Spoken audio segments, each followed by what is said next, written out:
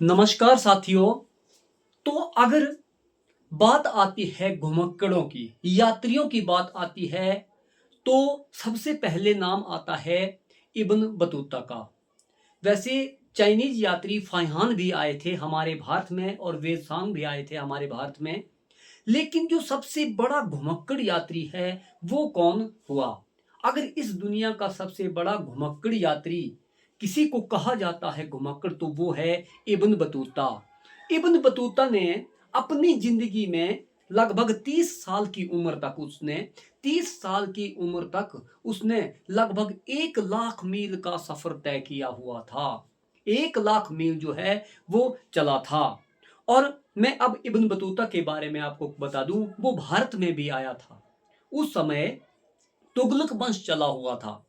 1334 ईस्वी में वो भारत आता है। उस समय भारत में शासन जो है वो तुगलक वंश का था। तुगलक वंश के शासक मोहम्मद बिन तुगलक उस समय शासन कर रहे थे हमारे दिल्ली में।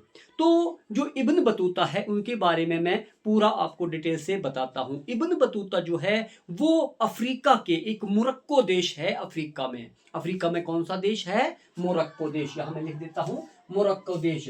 मोरक्को में मोरक्को में उनका जन्म होता है। अफ्रीका के एक देश है मोरक्को, और मोरक्को में एक शहर है जिसका नाम है तांजियार। क्या नाम है?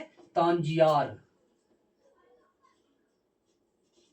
तांजियार में उनका जन्म होता है 24 फरवरी 1304। मोरक्को में 24 फरवरी 1304 को इब्न बतूता का जन्म होता है। इब्न बतूता का जन्म होता है। शुरुआती शिक्षा उन्होंने अपने मोरक्को में ही प्राप्त की। और उस समय आपको पता है, उस समय इतनी टेक्नोलॉजी नहीं थी, इतनी शिक्षा भी नहीं होती थी। लेकिन उन्होंने इस्लामी लॉ में शिक्षा प्राप्त की थी। अपनी जो शिक्षा थी उन्होंने वो इस्लामिक लॉ में शिक्षा मोरक्को में ही, यानी तांजियार में ही प्राप्त की थी। उसके बाद वो एक आजाद किस्म के आदमी थे। इब्न बतूता एक आजाद किस्म के आदमी थे और इब्न बतूता को खुले में जीना बहुत ही पसंद था। और वो एक दिन की घटना उन्होंने अपनी किताब में लिखा है। उनकी एक पुस्तक है, बहुत ही मशहूर पुस्तक है उनकी, जिसका नाम, जो मशहूर पुस्तक है उनकी, वो है रेहला। उनकी एक पुस्तक है रेहला। रेहला रेहला में इब्न बतूता ने ये लिखा है कि एक दिन मुझे सपना आया और सपने में मैं एक पक्षियों पर बैठकर और पक्षी मुझे पूर्व दिशा की ओर उड़ाकर ले जा रहे हैं। अब फिर क्या था? फिर तो वो घर से निकल पड़ा। वो घर से निकल गया और सबसे पहले उसने सोचा कि मैं मक्का की यात्रा पर जाऊं। तो वो मक्का की यात्रा पर घर से निकल पड़ता है। जैसे ही वो मक्का की यात्रा पर घर से निकला, तो वो सिर्फ अकेला ही घर से निकला था। लेकिन रास्ते में जैसे जैसे ही वो सऊदी अरब की तरफ बढ़ता गया मोरक्को से, तो रास्ते में उन्हें और भी लोग उसके साथ जुड़ते गए और कई साथी उनके साथ हो गए और वो एक फिर झुंड में आगे बढ़ गया।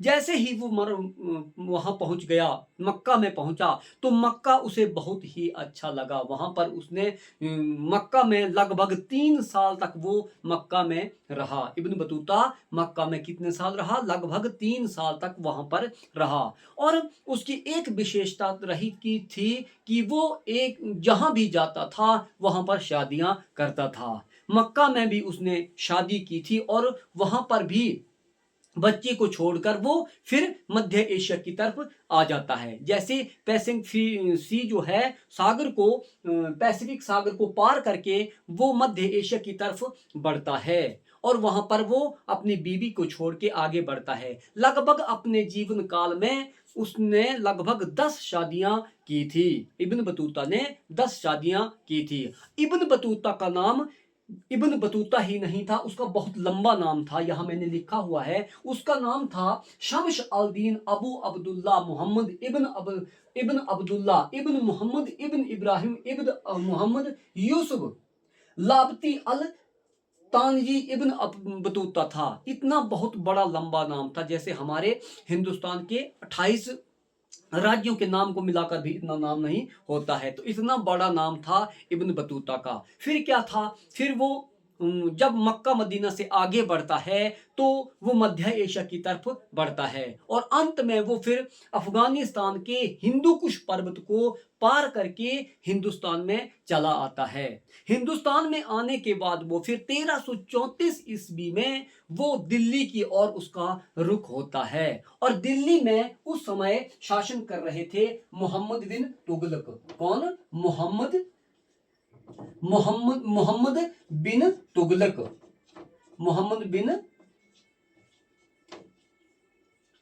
मोहम्मद बिन तुगलक। मोहम्मद बिन तुगलक दिल्ली में शासन उस समय कर रहे थे। तो जब वो दिल्ली में पहुंचता है, दिल्ली में पहुंचता है तो मोहम्मद बिन तुगलक से वो मिलता है कि मैं ऐसे ऐसे कोई यात्री आया हूं, मोरक्को से हूं और वहां से मैं घूमने की मंशा से यहां आया था। एक मैं बात आपको बता दूं, जो विदेशी थे सारे लगभग लूटने की मंशा से आए थे, लेकिन इब्न बतूता जो है वो केवल घूमने की मंशा से ही हमारे भारत में आया था। तो वो जैसे ही मोहम्मद बिन तुगलक के दरबार में पहुंचता है तो मोहम्मद बिन तुगलक को उसके कुछ विचार अच्छे लगते हैं, तो इसीलिए मोहम्मद बिन तुगलक ने उसको अपने राज दरबार में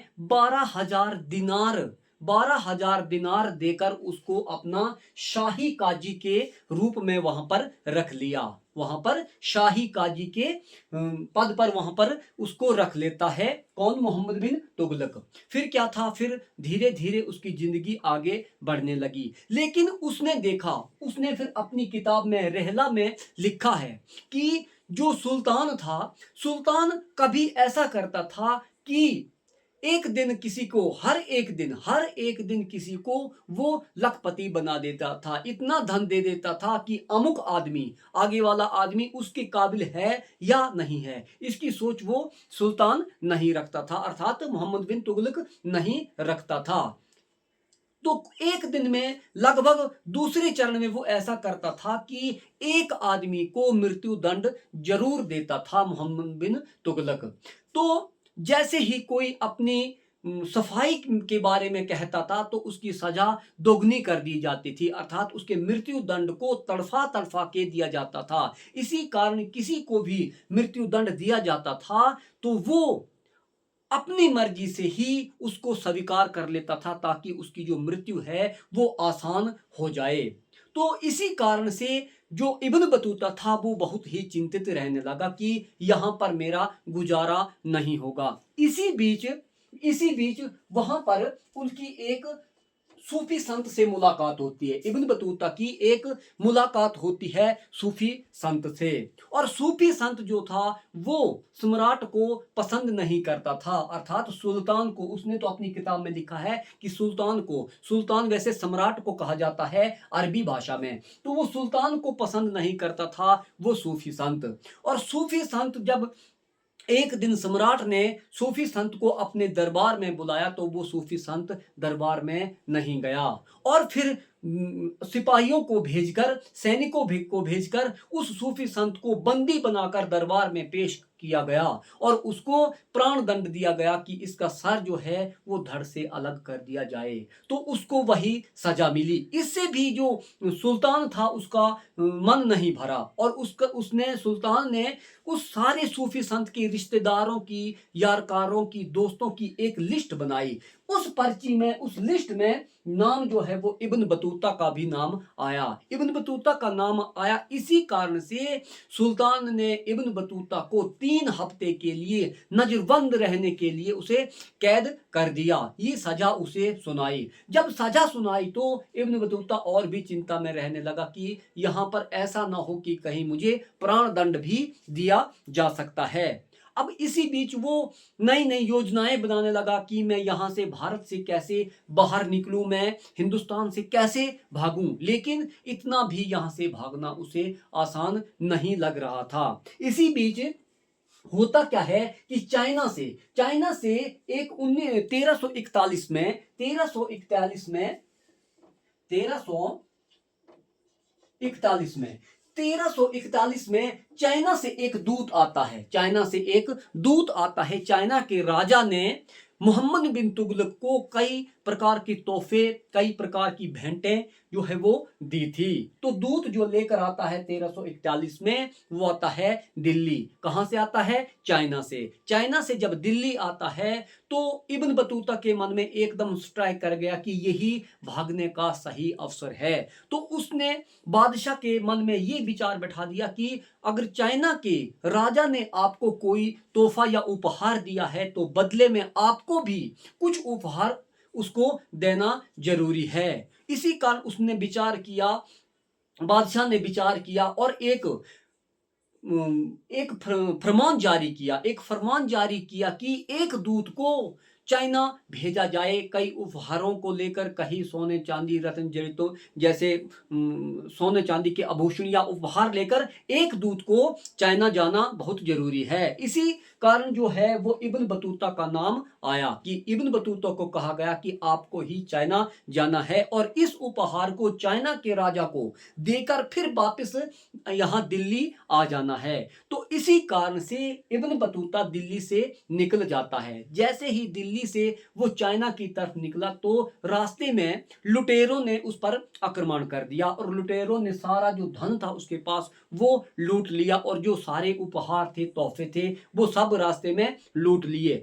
लेकिन इब्न बतूता इससे बिल्कुल भी भयभीत नहीं हुआ, क्योंकि वो इससे ज्यादा खुश था कि उसकी जिंदगी जो है वो दिल्ली से आजाद हो गई है। और वो धीरे धीरे पैदल यात्रा करता हुआ वो फिर केरला के कालीकट बंदरगाह पर पहुंचता है। कालीकट पहुंचता है और कालीकट पर कुछ दिनों तक आराम करता है। कालीकट पर कुछ दिनों तक आराम करता है और उसके बाद वो एक चाइनीज नौका में बैठकर, एक यात्री जा रहे थे चाइना के लिए, व्यापारी, उस समय भी व्यापार हुआ करता था। तो जैसे ही चाइना के व्यापारी आते हैं उनके साथ वो रास्ते में उनके साथ लग जाता है और वो उनकी नौका पर बैठकर वो चाइना चला जाता है। फिर वो चाइना से कभी वापस नहीं आता है। उसको कहा गया था कि आप वापस आइए, लेकिन वो उसके बाद वापस नहीं आता है और वो चाइना के रास्ते फिर अपने मोरक्को चला जाता है। जब वो मोरक्को चला जाता है तो उसने अपनी पुस्तक रिहला में लिखा है कि लगभग 28 वर्ष की उम्र तक उसने, लगभग 28 सालों तक उसने 75,000 मील का सफर तय किया था और उसने 30 साल तक की 30 सालों में लगभग उसने 1 लाख मील का सफर जो है वो तय किया और मोरक्को पहुंच जाता है। अब जब मोरक्को पहुंच जाता है तो मोरक्को में सुल्तान था उस समय, सुल्तान था मोरक्को में। जैसे ही वो मोरक्को में पहुंचता है तो सुल्तान था अबू इनान फारिस। कौन था? अबू इनान फारिस। अबू इनान फारिस उस वहां का सुल्तान था, मोरक्को का बादशाह था। जैसे ही बादशाह को खबर मिलती है कि हमारे देश से कोई यात्री जो है वो विदेश घूमने के लिए गया था और कई देशों की यात्रा करने के बाद वो वापस मोरक्को वापस आया है, तो अबू इनान फारिस ने उसको बुलाया, अपने राज दरबार में बुलाया और उससे सारा वृतांत जो है, उसकी जो यात्रा वृतांत है उसके बारे में सब पूछा और एक लेखक बुलाया। ये ध्यान से आपने याद रखना है क्योंकि ये जो नाम होते हैं ये बहुत ही इंपॉर्टेंट होते हैं। जो लेखक था, जो लिखने वाला था, उसको एक वहां पर बुलाया जिसका नाम था मोहम्मद इब्न जुजैया। मोहम्मद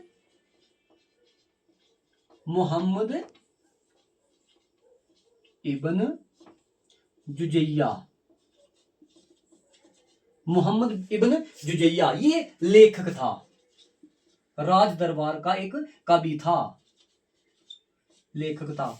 जैसे ही इब्न बतूता ने अपना वृतांत सुनाना शुरू किया तो लेखक मोहम्मद इब्न जुजैया ने उसको लिखना शुरू कर दिया और जैसे ही वो उसने पूरा वृतांत बताया कि किस तरह से मैं हिंदुस्तान पहुंचा। हिंदुस्तान का जो वृतांत है, इब्न बतूता का जो वृतांत है, वो रिहला नामक पुस्तक में आज भी मिलता है। और फिर उसने लगभग 44 देशों की यात्रा की थी। कितनी? 44 देशों की यात्रा की थी अपने यात्रा के दौरान। और फिर उसके बाद वो पूरी उम्र वो मोरक्को में रहा। पूरी उम्र वो मोरक्को में रहा और फिर 1368 में इब्न बतूता की मृत्यु हो जाती है और अपना पूरा जीवन काल, फिर जो अंत का जीवन काल रहा, वो उसका मोरक्को में ही बीता और उसने लगभग 44 देशों के से भी ज्यादा देशों का जो है वो भ्रमण किया है। और उसने भारत वृतांत में कहा है, रेहला पुस्तक में ये बताया है उसने कि वहां पर जो शाही दरबार था, शाही दरबार में समोसे बड़े चाव से खाए जाते थे। समोसे जो थे वो बड़े शौक से खाए जाते थे। और आम घरों के बाजार, जो बाजार होते थे छोटे छोटे, और जो आम जनता होती थी वहां पर उड़द की दाल और आम का अचार का बहुत ही प्रचलन था। ध्यान से याद रखना, जो शाही घराना था, जहां शाही खाना बनता था, जो उनका मेस था, वहां पर समोसे बड़े शौक से खाए जाते थे। और जो आम लोग थे वो उड़द की दाल और आम का अचार बहुत ज्यादा खाते थे। और स्त्रियों के बारे में उन्होंने कहा था कि कोई राजा किसी पर जो है वो आक्रमण करता थे, स्त्रियों को वहां से जीत कर लाता था, तो जो सुंदर स्त्रियां होती थी उसके साथ वो सैनिक जैसे 5000 सैनिक जाते हैं और वो आक्रमण करते हैं, अगर किसी राजा को हराकर वहां की जो और स्त्रियां होती, सारी स्त्रियां होती थी, वो सैनिक किसी को भी पसंद करते थे, उसके साथ उसकी शादी वो कर सकता था। और जो जिसको ना पसंद होती थी उनको लेकर वो वेश्यावृत्ति या मजदूरी पर लगा देते थे। और इस समय में सती प्रथा भी बहुत प्रचलन में थी। सती प्रथा जो थी वो बहुत ही प्रचलन में थी। हमारे भारत में जो सती प्रथा थी वो एक बहुत ही गंदी प्रथा हुआ करती थी। और इब्न बतूता ने भी अपनी पुस्तक रेहला में इसका जिक्र किया हुआ है। तो साथियों, अब आपसे विदाई लेता हूं, अगली वीडियो में मिलेंगे, तब तक के लिए नमस्कार, जय हिंद।